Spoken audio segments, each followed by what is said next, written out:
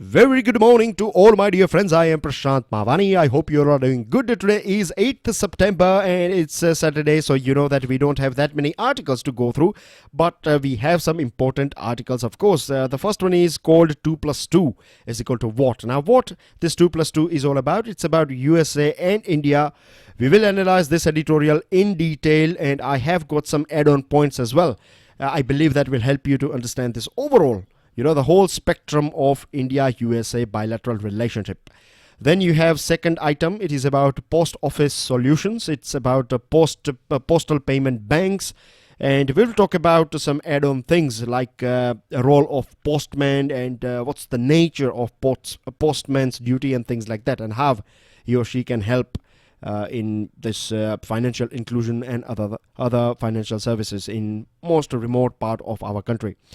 And the third one is a very interesting article. It's about a person, right? It's about a sportsman from USA. Very inspiring article, and we'll talk about it. We'll see ourselves whether we can, stand or we can, step into the shoe of Mr.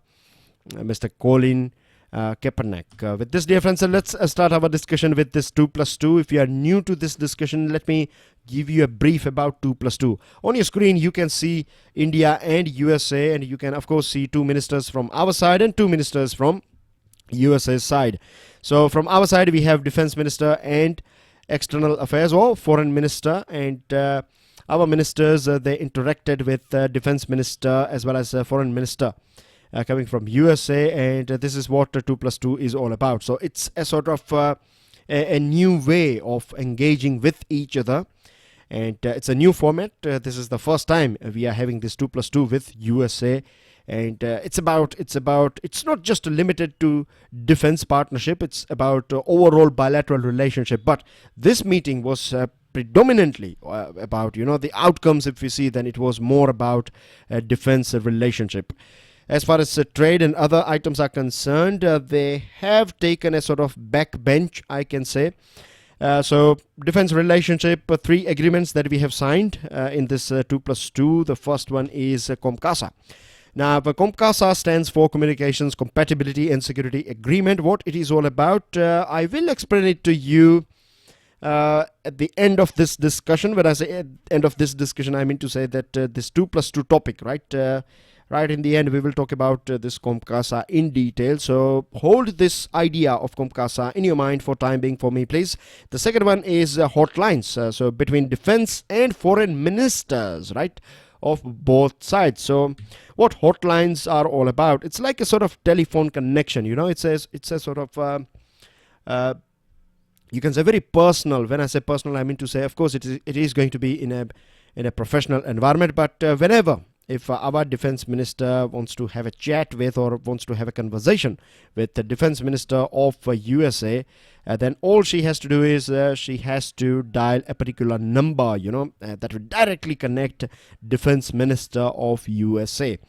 So, of course, it's a good thing, right? And let me tell you that we don't have this sort of facilities with all defense, with various different defense ministers of various different countries. You have to have the specific hotlines if you want to have a direct conversation. So the more interaction our defense minister will do with her counterpart, the better we will be able to, you can say, understand each other. We'll be able to express things with each other. It will kick off you can say overall good relationship. We would be able to develop it because we are in touch with each other now, isn't it? So hotlines, setting up hotlines this is a second agreement. And the third one is a first tri-services military exercise that is going to take place in Indian coasts. So it could be either in Arabic Sea, it could be either in Indian Ocean or Bay of Bengal. And tri-service basically means that Air Force, Army, and Navy of India will have a sort of joint military exercise with USA's Air Force, Army, and Navy. So overall, we can say that defense relationships are, moving ahead. They are climbing new steps by this sort of interaction. And one more thing about COMCASA that I would like to add here is that it is the third out of this 4 foundational or enabling agreements that we have signed so far.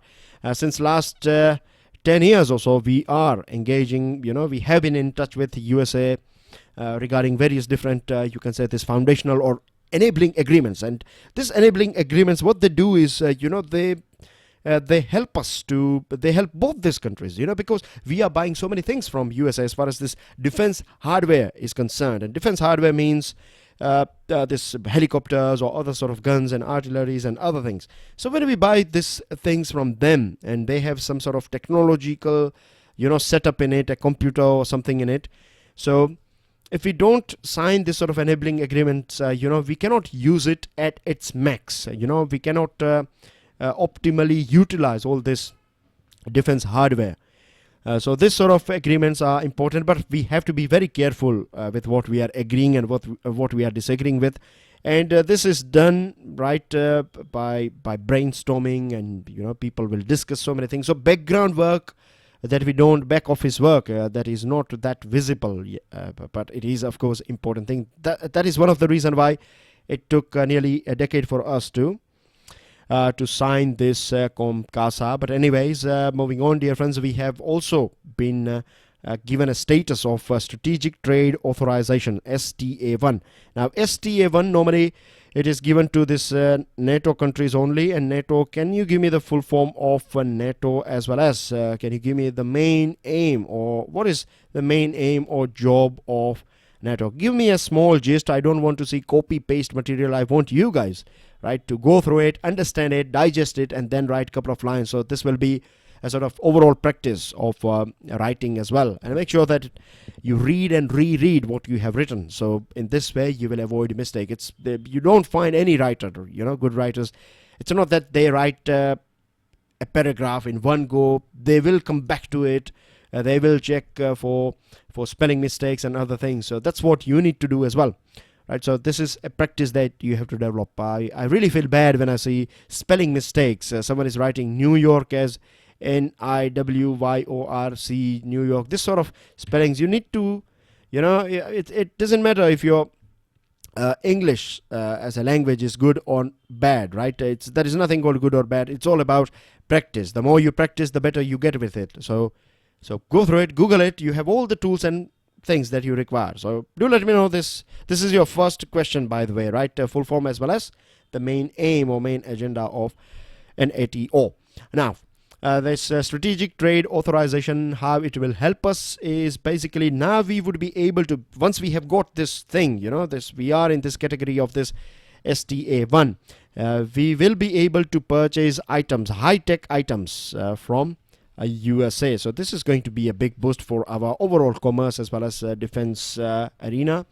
Then Indo-Pacific region and depth financing. This were two topics, right, that were discussed by both the countries during their interaction, and it's clearly aimed at China. When we talk about Indo-Pacific region, I'm sure we all are aware that this is of course a Pacific region here, and this portion here is Indian Ocean.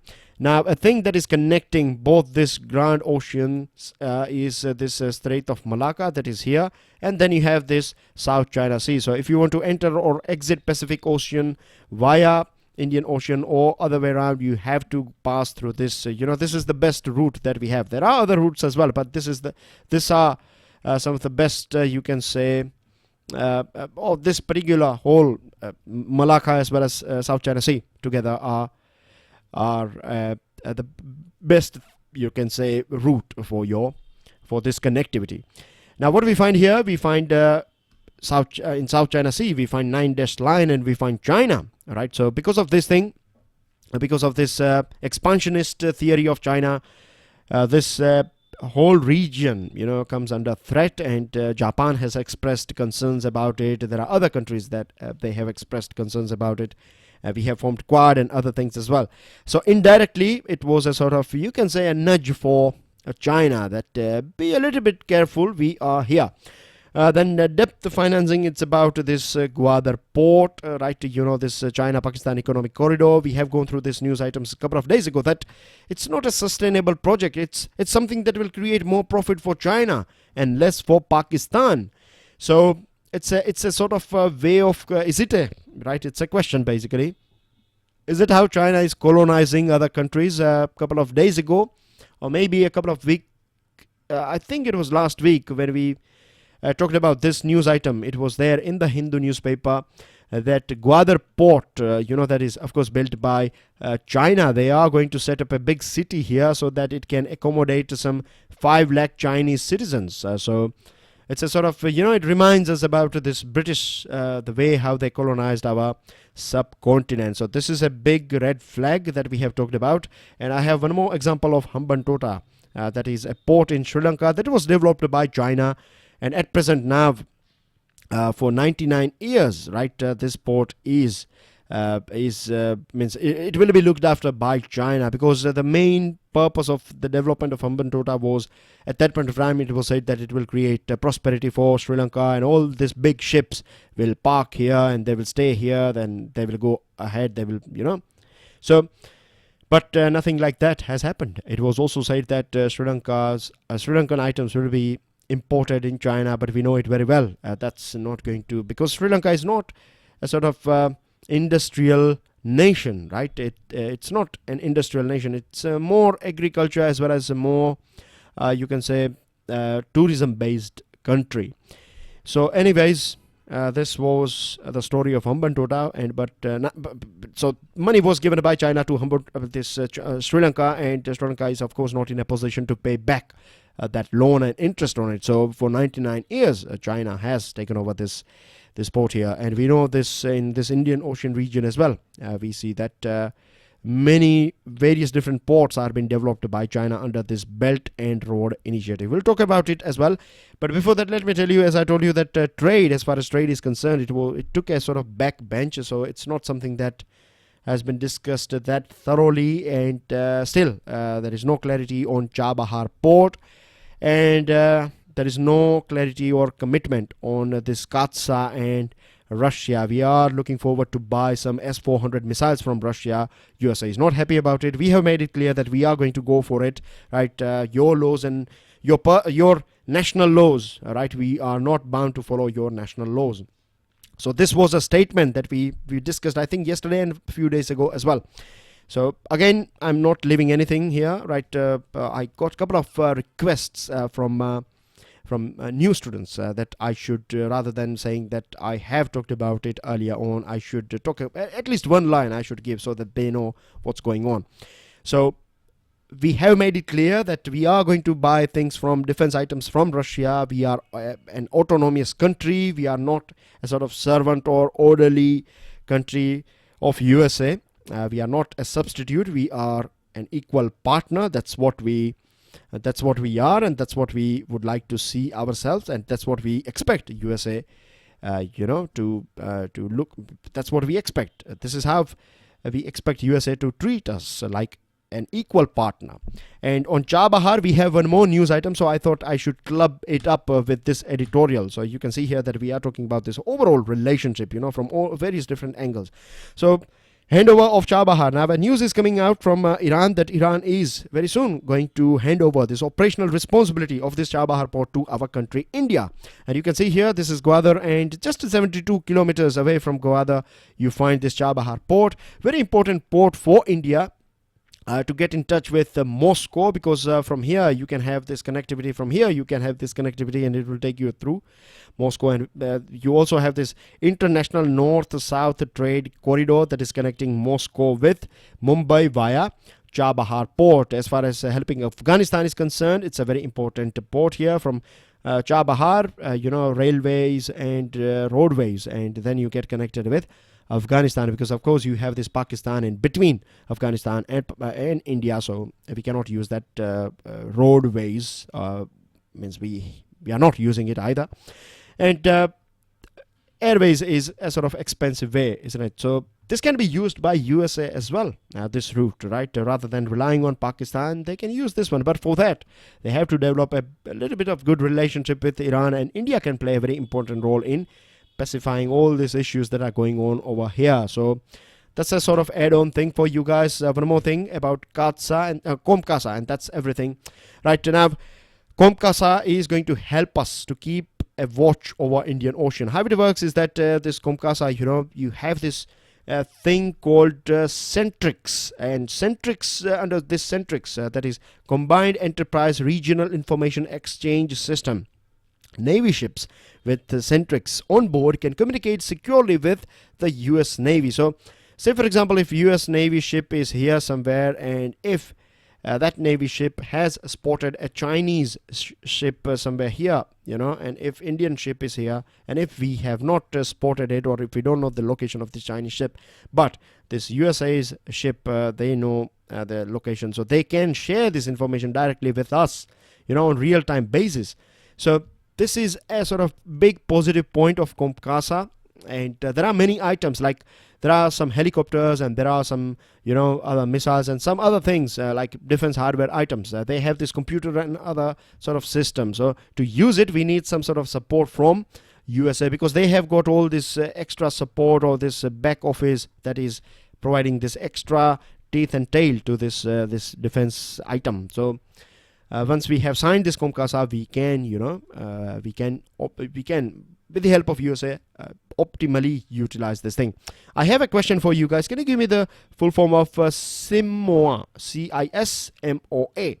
And COMCASA is a more Indo-specific or India-specific version of CISMOA. So you have to give me is full form of CISMOA, and we have already discussed about Hambantota. And let me quickly tell you that you find China in Djibouti, in Tanzania, in Maldives, right in this Myanmar. I think, if I'm not wrong, they had some agreement with UAE as well, and of course in Gwadar here. So it's very important that we too engage with other countries to make sure that this Indo-Pacific region is protected. With this dear friends, if you are preparing for SSC JE, then we have got a pen drive course for you guys. Find out more about it on StudyIQ.com. With this dear friends, you can download the PDF of today's lecture from my Facebook page and Twitter handle. And please, may I request you guys that don't just watch this video, don't just download the PDF. Please do share it with other students as well. I find messages on regular basis. There are so many students, they don't know how to download it. So please, if you guys will not help me, then I don't know who will help me with this thing. With this difference, second item that we have is Post Office Solutions, and it is about this launch of India Post Payments Bank. Now this is going to be a big thing. First of all, let me take you through specifications. So it's a payments bank. A payments bank is not allowed to give out loan. Keep this thing in mind. Yes, but it is allowed to take deposits. So deposits of up to 1 lakh, that means maximum 1 lakh rupees you can deposit in your bank account, a sort of post payment bank account, I must say, right? India Post Payments Bank account, so 1 lakh rupees. And banks, you cannot, this India Post Payments Bank will not give you loan. So this is a very important thing for you, for all of us to understand, right? The specifications that it will accept deposits, but it will not give you loans.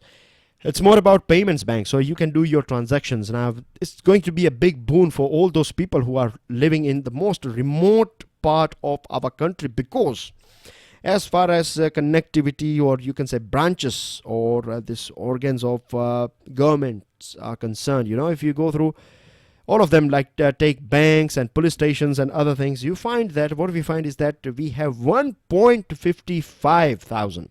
1,55,000 roughly. Here you find 1,54,000. The latest figure that we have is approx 1,55,000 branches of post office in our country. On an average, somewhere around, not on an average, but approximately we have some 6,25,000 villages, right, approx in our country. So you can take out this, you can divide 1,54,000 with with 625, and then you will find out, like on an average, you find that post office is a thing that has its widest, you can say, reach. And there are many villages where you don't find any government organ, but you find a post office, so it has been there, and it's a big network. It's a big gift, I would say, and it's a big opportunity as well, that as we are converting it into a sort of post payments bank, now what will happen is that people of living in, like let's take example of this a sort of casual labor, right? A person who is engaged with this casual labor, a laborer coming from X state, and if he's migrating to Y state, his family is living here.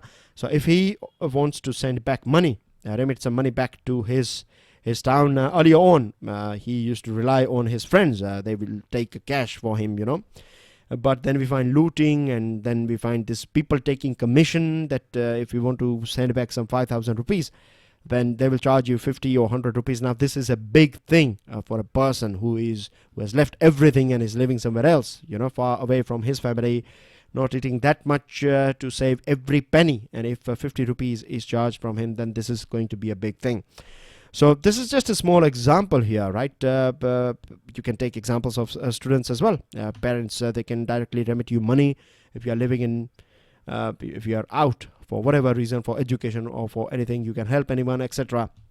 So this is the thing, with this payments bank. It will help businesses as well. You can keep 1 lakh rupees. So small traders, their working capital, they can keep it here. So but they will have this whole, you can say, once you are doing transferring money using your account, it will help you keep an eye on all these things, all your expenses and incoming things and other things. So receiving and sending payments is going to be easy. 5,000 ATMs, it's not a small amount. 5,000 ATMs is a big thing, and it's going to be world's largest bank. And Postman will cater us financial services. And one of the main aim of this Indian Post Payment Bank is to provide, or to be a game changer in this financial inclusion, provide financial services to all people of our country. And the big challenge that this payments bank is going to face is about profit, because it is not going to give out loan, right? It's going to be a bit of challenge. We have to wait and watch how this bank will survive, because so far what we have seen is that Airtel, Paytm and Fino, these are the 3 private payments bank that are already operating in the market, but they have not created that excitement, right? We don't find them as a big successful experiment. So we don't know whether this postal bank will pick up or not. But at least because of this reach, later on we can provide other services as well. I told you about Postman, right, that we are going to look at it from a different angle. The thing is that, postman is a person, postman or postwoman. When I say postman, please make sure that I'm talking about both of them.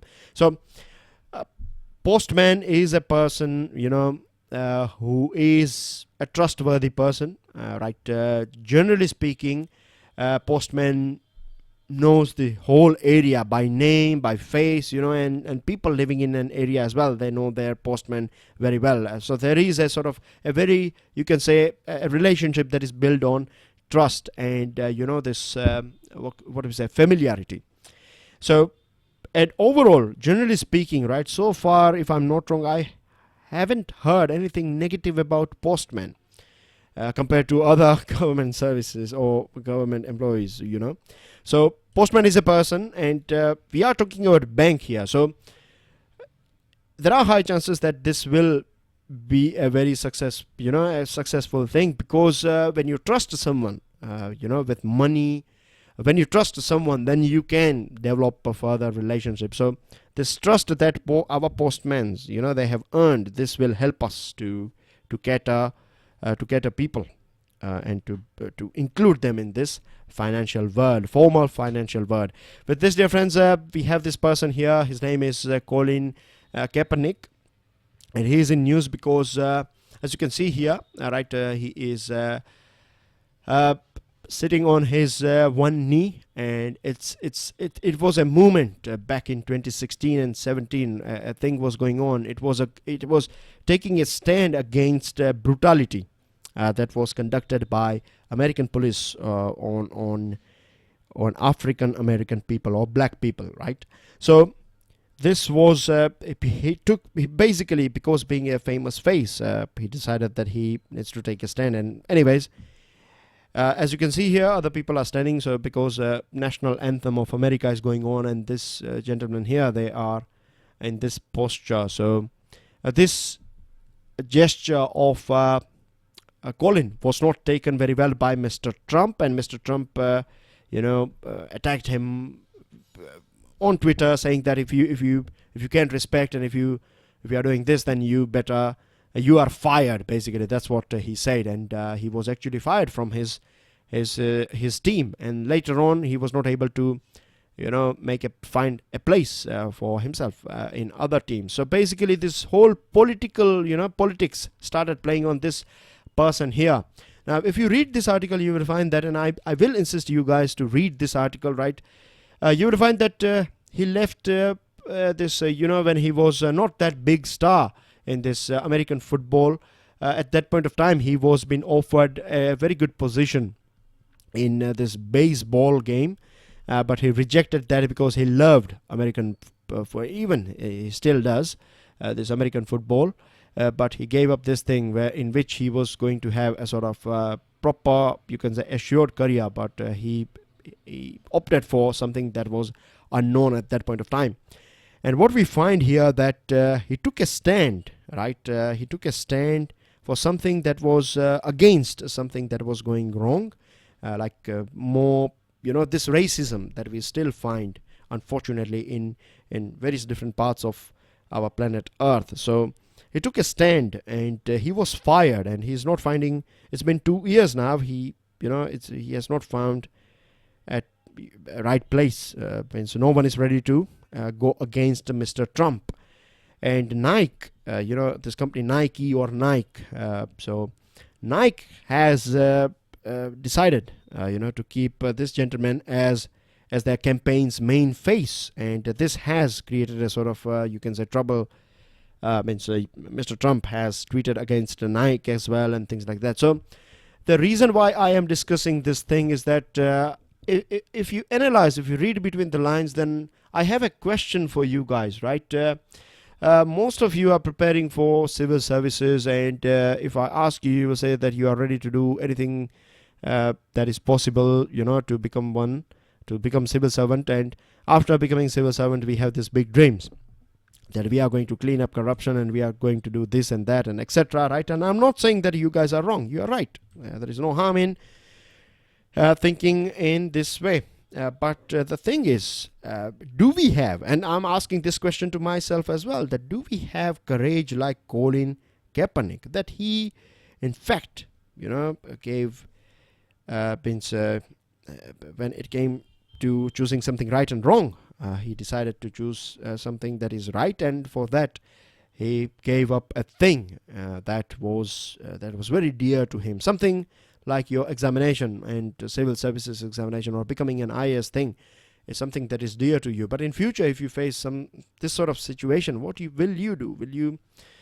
so this is a question, and I'm sure it's going to be a difficult one, and I want you guys to think about it, because your GS4 paper as well as your essay writing, it's not things that you copy paste from somewhere. Your own new ideas will help you a lot and fetch good marks. With this, dear friends, news items. This Indira Jaising, she has talked about this rule of prevention of cruelty to animals, and this under this rule you have a thing that government can confer powers upon society, like people and group. So they will work as a sort of vigilant officers, and and most of the time we find that they are beating someone and they will kill. And we have a case of Rakbar Khan, which is a very unfortunate incident. Can India take SAHI road to urban mobility, has been asked by our Prime Minister. And SAHI stands for Safe, Adequate, Holistic Infrastructure. With this, dear friends, there's three leaders on your screen. You have a leader from Turkey, Iran and Russia together. They had a meeting about this Idlib. We talked about this Idlib, that Syrian forces and you have Russian forces and Iran forces. They are ready to pounce on this Idlib area where you find last bit of this ISIS in this country of Syria, right? This rebel forces basically that you find here in Syria, and they are not ISIS but rebel forces, to be more specific here. So Turkey is not happy about it because they know that if something goes wrong here, then because it is sharing its border with this portion of Idlib that is part of Syria, it will see a sort of rise in refugees. So their meeting, right, they haven't reached a sort of logical conclusion with this, dear friends. Kerala, which produces 85% of India's natural rubber, we are going to see a sort of drop in the production because of this flood. And Nitin Gadkari has urged people to help, in cutting down this fuel consumption and opting for ethanol, methanol, biodiesel, and compressed natural gas and electricity. And here are your vocabularies. Please help yourself, right? Just download this PDF file and go through it. This region is Horn of Africa region. So congratulations to all of you who have got it right. And you have 4 countries here. You have Eritrea, then you have Djibouti, Ethiopia, that's a landlocked country, and then you have Somalia. And they have, if you go back in the history, then you find that they are coming from same culture. Can you give me the name of this red portion, this shade that you can see overall?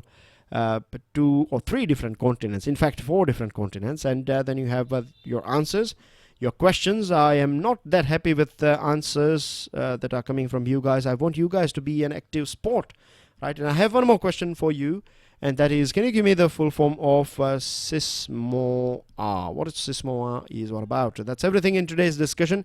Tomorrow is Sunday, so I won't meet you in the morning time, but hopefully somewhere around 12:30 midday I will get in touch with you via video lecture. Till then, enjoy your studies, and please make sure that you share this lecture with other students, right? You are my brand ambassador, so I expect something from you guys, that you will share it on your social networking site and make it a big thing, and that's everything, right? Take care, enjoy your studies. Jai Hind.